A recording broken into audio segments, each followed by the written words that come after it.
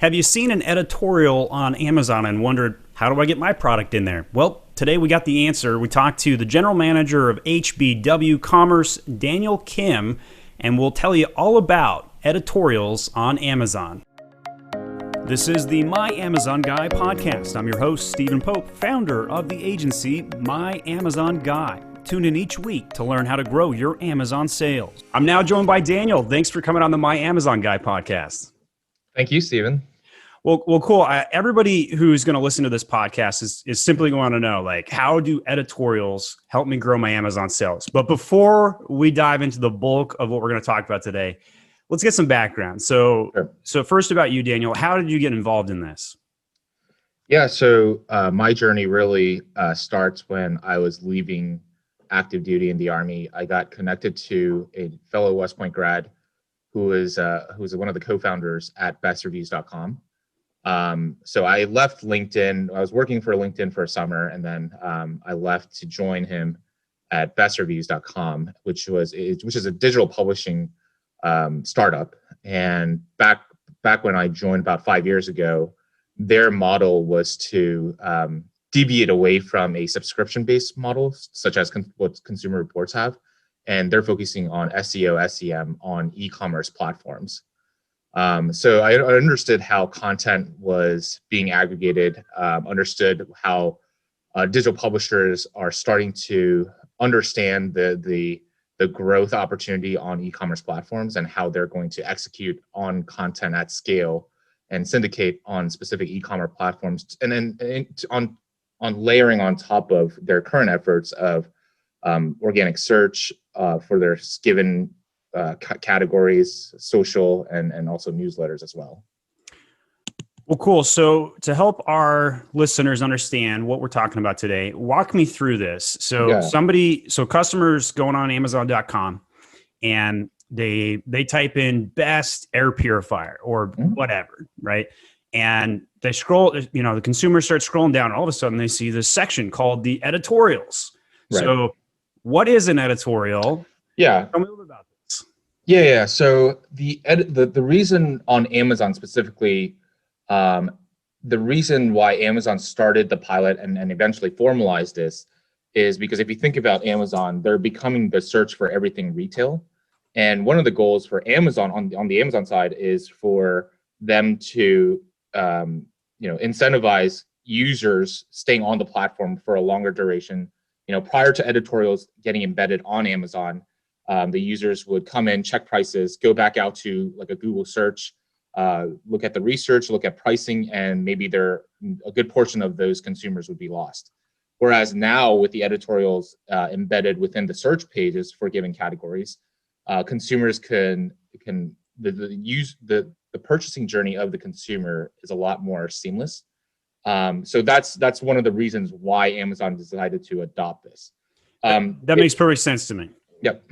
And mechanically it differs compared to sponsored ads. So a lot of the people that reach out to us, they have this expectation of editorials function in a very linear manner, like sponsored ads do. Like they have a set budget, they have a set duration, and they have certain performance metrics and expectations. Whereas editorial recommendations is more dependent on the Amazon search algorithm, which is a lot more kinetic. So you can think of this as Amazon SEO, and how the editorials will render are for any given competitive keyword, especially the short tail generic competitive keywords, Amazon will prioritize different editorials based on and optimizing for traffic and conversions. And within that, so relevancy. Yeah, relevancy is one factor, but I would say it's a holistic algorithm that accounts for keyword search volume, content relevance, the ASINs that are featured and driving the sales velocity, and then also on top of that, they're also constantly split testing on how to match that content for different users, so that again optimizing for traffic and conversions. And when I say user profiles, I'm talking about not only the demographic, but also IP address, geos, and time as well. Yeah. So last night, I'm in bed. I'm looking at my phone. All of a sudden, my Pixel 3 just craps out. So Okay. like my phone bricked itself. I think Google sends out its latest update and it just bricked my phone. And I'm thinking to myself, Pixel 5 is about to come out. Google probably, they probably bricked my phone on purpose. Get me to buy that Pixel 5. Anyway, so I'm up late at night. I'm obviously pissed off because my phone's like not working. And so I started searching on Amazon because when I go off of Amazon, I feel like all the content I find is fake. So, right. And so like I'm on Amazon and I know Amazon's like way under fire right now for fake reviews, and we could talk about that too. But but like nonetheless, my trust factor is still a little bit higher on Amazon, and I think most consumers would probably agree with that. So it makes perfect sense that when I go type in something like best Android phone 2020, I would like to see an editorial comparing the best in class mobile phones of 2020, Android specific, and CM. So like I totally see the point of why an editorial would be valuable to the consumer. So now let's talk about how we actually would get an editorial as a seller. So like how do sellers even get their information into that system? Sure. I'll provide some initial context of how how the operations are on our end and then how it started. So when we were at Best Reviews, when we were piloting this, we were initially working on a case-by-case basis with a handful of other publishers, given that we had to understand how to structure the content so that it fits within the Amazon parameters, and also understand Amazon SEO, because we understood that based on certain keyword searches and based on how the content is optimized, then those editorials will have a higher share of voice. So now we, fast forward to present day, we're working with a very large network of publishers. I would say maybe up to about 50% of all publishers syndicating content across Amazon. But that's not through us. We're a small team of less than 10. There's no way we can be cranking out hundreds of content pieces every day. Right. So we actually have another software partner that directly liaises with the publishers, and they help with content, overall content strategy and execution at scale. During the content creation process, and here's where I get into how the brands get matched. Once the content categories are selected, once the content structure is drafted, and then it gets into the brand and product selection phase. If you think about it, for any given category, there'll be anywhere between 50 to 100 different products for competitive categories. So during that process, HBW facilitates pitching the right ASINs that have the sales velocity, the bestseller ranking, and will be a good fit for the overall content too. So what HBW is now becoming the brand facing side, where we help with keyword targeting, attribution reporting, and also qualifying the ASINs. And when I say qualify, there's two parameters that we look at. One is the ASINs would be a good match if they're in the top 10, 20% of their subcategory BSR. And then number two is, since the onset of COVID earlier this year, we've noticed that Amazon is not rendering any editorials for keyword categories in the supplements, any products making medical claims, adult theme, religion. So there are certain categories that we are not able to support, but for those that we can, we have a good record of qualifying the ASINs, pitching it to the publishers from a data-centric approach, and then getting a higher probability of match. It isn't 100%, but we do put in a good effort from the resources we have to accelerate the matching between the product and brand to the publisher network. So I think it's a great service, and I'll tell you why. When I first started trying to hack the editorial system, understand it's what I mean, right? Like I reached out to 20 editorial companies. I got a response from one, right?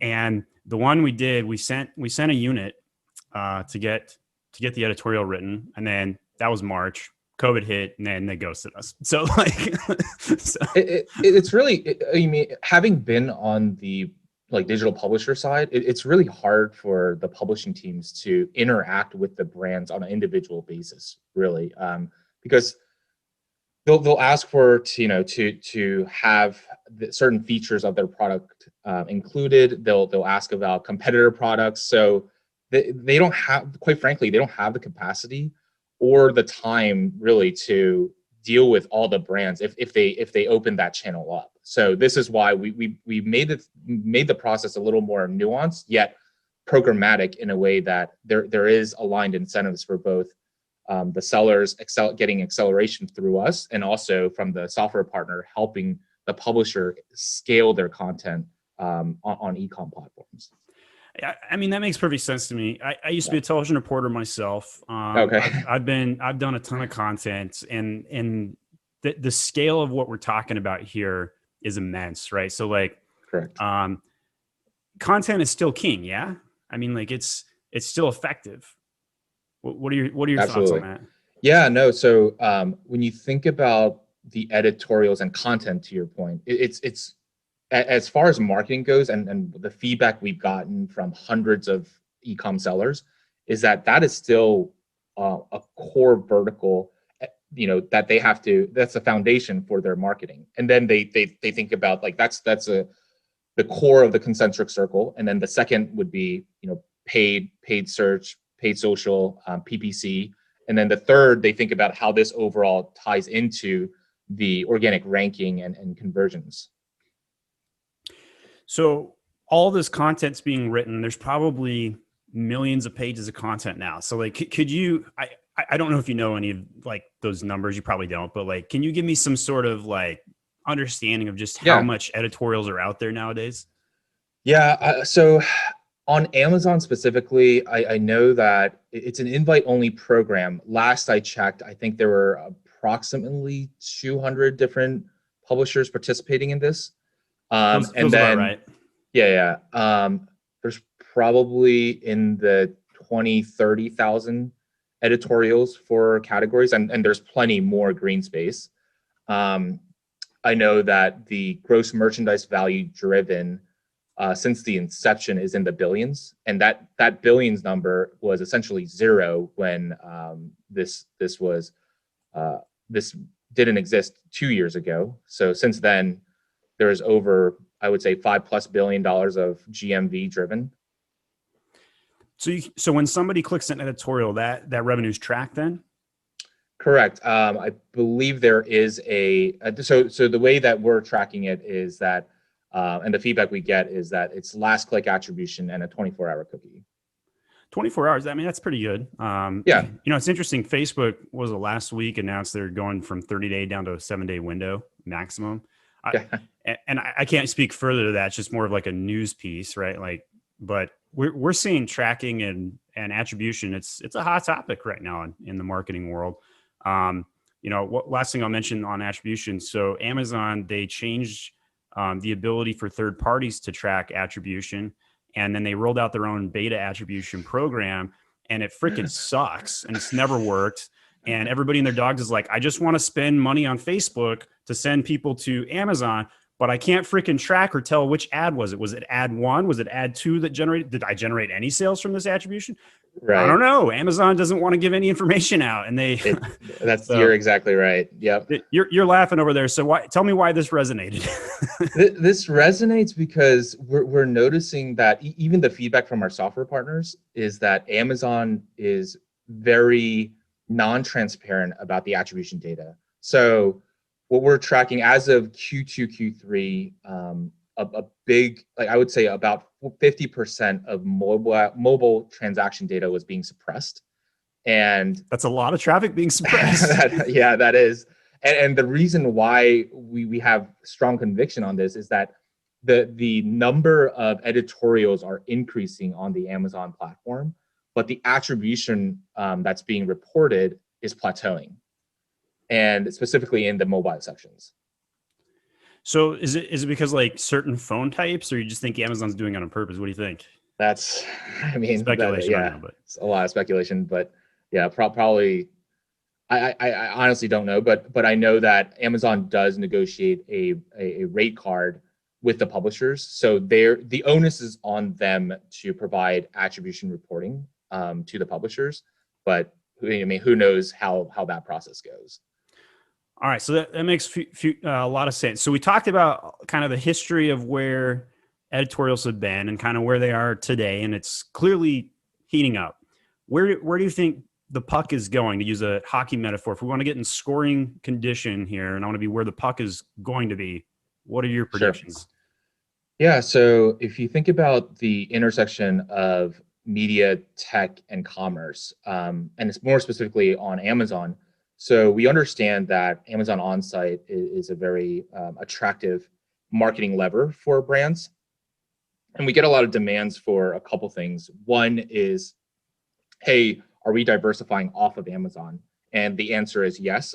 We are getting signals that our software partners are also trying to diversify and look into other e-commerce platforms where they can leverage editorials. When you say that, you mean like Walmart, eBay, Correct. Etsy, Correct. that kind of stuff? Yep. Mm-hmm. So you think the editorial system is going to pollinate over there? Yep. Mm-hmm. Cool. Yeah. And then the other piece I would say is also D2C efforts is becoming big. So what do you mean by there's that?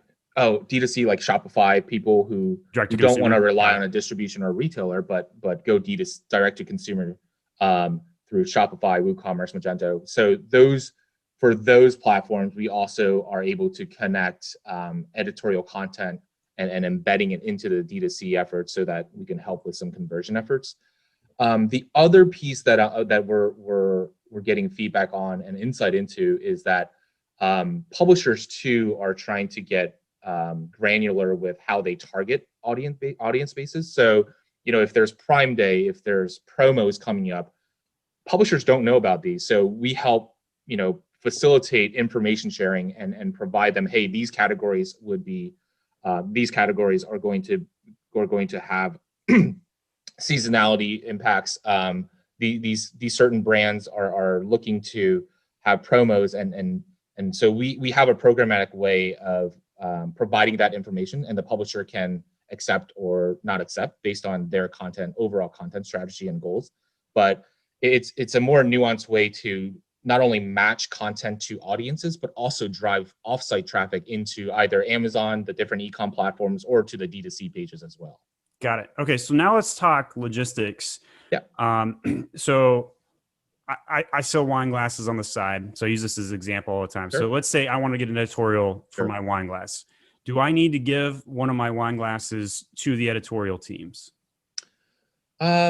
Yes and no. I mean, that depends. Certain publishers will request, the consumable products or products to test. If they don't require, then our team and the software team will do a due diligence on that specific category and product. So we'll look at your overall BSR, your overall traffic conversions, and the brand, and if they qualify in what we're looking for in those parameters, then we'll be able to pitch it to the publisher to see if it's a product that they would be willing to evaluate and review. Got it. Okay, so walk me through the next steps then. So I'm into this. I want to do 50 published editorials. Where do I start? Yeah. So let's start with that wine glass. So if that wine glass is a product that you'd like us to help with, then we'll receive the ASIN. We'll ask and coordinate based on the keywords. So keywords, I say, we'll ask for what's the keyword search, what keywords are rendering this ASIN specifically organically, and also if you're running PPC on. So the end goal here is that if we are successful at getting the editorial match in the 4 to 6 week average timeline that we have, then you'll be able to see if the optimum state is that your products render organically, it'll be on PPC and also on the editorial. So with multiple touch points on that search page, then the sellers will realize a higher conversion rate. But going back to, okay. Real quick. So I think it's a fantastic point you just made. So people ask me all the time, hey, I'm already organic position 1. Why should I spend money on PPC? And this is a very common theme that comes up with marketers, and you're nodding your head because you're like, yeah, I know what you're about to say. And it's because that the more times you show up on the search page, it not only increases your click-through rating, but it also increases your conversion rate because people are like, frick, they own that search term, like if that's like the best Mother's Day gift ever, and they show up Right. number 1 and they're in number 2 slot and they've got an editorial and they've got a display ad, yeah, chances are you're going to get a conversion at a higher rate. So yeah, it makes perfect sense. But you were going to finish another thought, but I thought that was just really important to emphasize that showing up multiple times is actually a good thing, even if you pay for the ad. So that's great.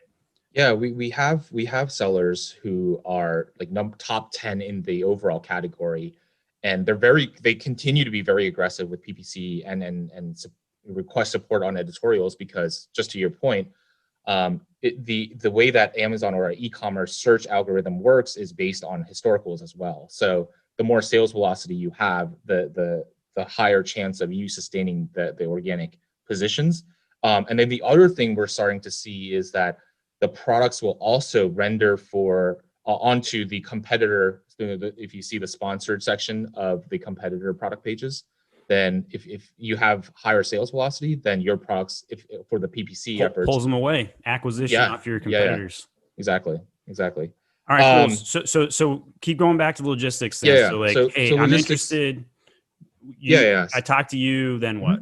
Yeah, so we finalize keywords, and then we make the pitch. Our team submits it into a queue, and that gets sent to the publishers or the software partners, who the software partner has an inventory of different categories that they can pitch to certain publishers, and they want to align with the content category to the specific publisher best possible. So if it's a pet related product, or let's say your wine glass, they probably want to align it with a lifestyle brand or a home and goods type of publisher as well. So that matching process takes about another, I would say, 1 week, and then another week for the overall content based on the category to be drafted. And then once it gets syndicated or sent to Amazon, then the moderation phase. Right now, we're seeing more lags, but on average, it takes about 2 to 3 weeks before the content is live. So from sign up, working with us, signing up, and then getting the content live, it takes on average around 4 to 7 weeks. Got it. Okay, cool. So that gives us a good timeline. So one of the questions that just popped in my head as you were talking about this, I realized I don't know what's in it for the publishers. Why do they do this? Yeah, good question. So publishers, again, I think I mentioned this earlier, but they negotiate a rate card with Amazon. So Amazon provides them with a rev share, them per click. That's that. So it's the Amazon On-Site Associates program. It's different from the affiliate or associates program, which they nerfed and almost took away. Yeah, and I think So Amazon and the publishers, they have to negotiate a rate card, and Amazon has to provide them with unit transaction data based on the content that's being surfaced. Got it. Okay. So if somebody wants to get started today, they should contact you specifically, and you're gonna give your email address out.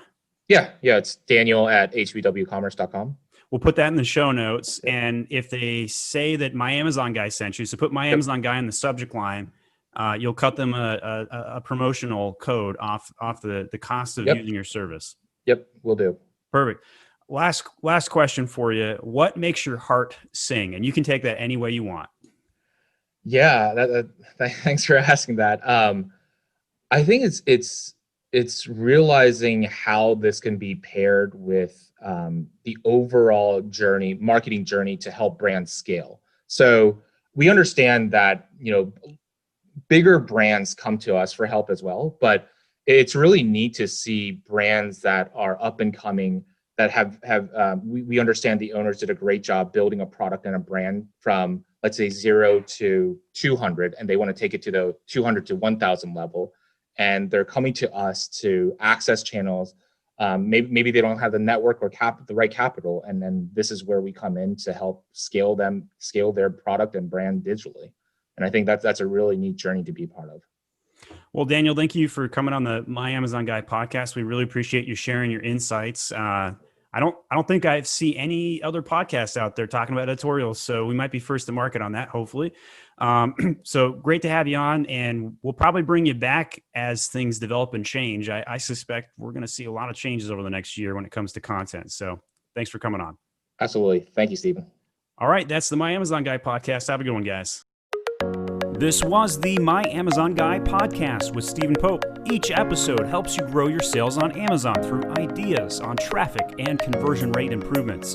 Hit that subscribe button right now to tune in each week. And if you need more help, go to myamazonguy.com.